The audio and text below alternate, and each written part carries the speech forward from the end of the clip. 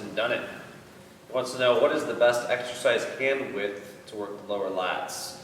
Because he always thought that a wide grip for the low lats and close grip for the upper is the way to go, but he wonders if he has that backwards. Lats are lats. You know what I'm saying? It's like,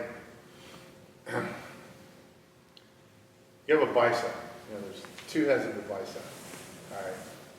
How are you going to work the lower part of this head? You know, or how are you going to work the upper part? You're going to work the bicep.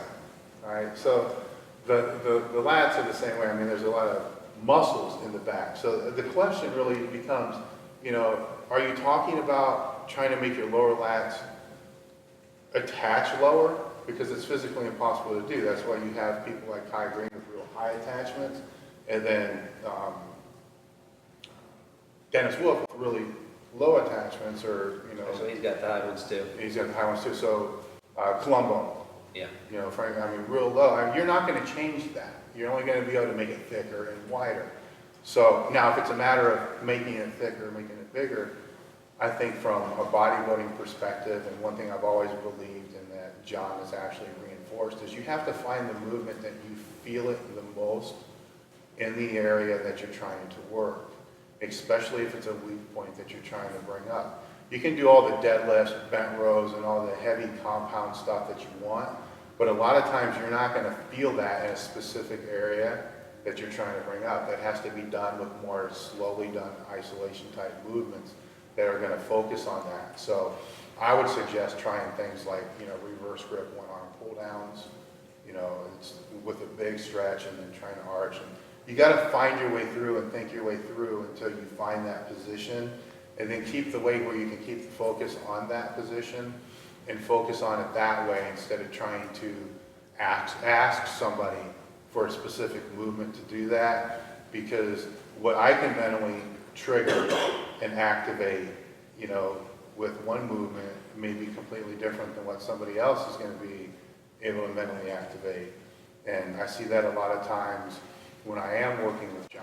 You know, we will be focusing on one exercise, and we're trying to focus on his upper middle back right now. And when we do the same movement, you know, I can do it exactly the same way he does, but when I do it, the total focus is really on more on my upper real high track. His is more in a different area, and that's the same thing, done exactly the same way. But where our focus is a little bit different. I think that's the key here, is to be able to find out where that focus is, and still keeping full back development. I mean, if it's bodybuilding, you got a lot of areas to cover in the back, a lot of areas. So you may need to make sure to hit all those.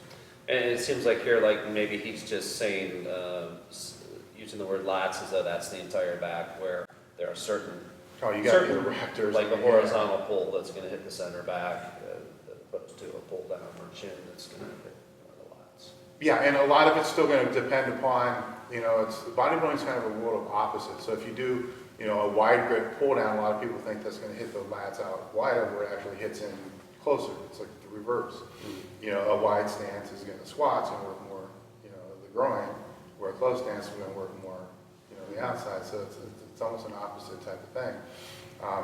And it depends, once again, on the range of motion. So the back covers a lot of, you got erectors, you got, you know, traps, rhomboids, you know, rotator cuff, you got all kinds of shit going on back there, rear delts, all this other kind of stuff that needs to be covered. And if you're trying to focus on one area, you need to make sure that you're getting that focus on that area mentally to be able to contract. And where I disagree with a lot of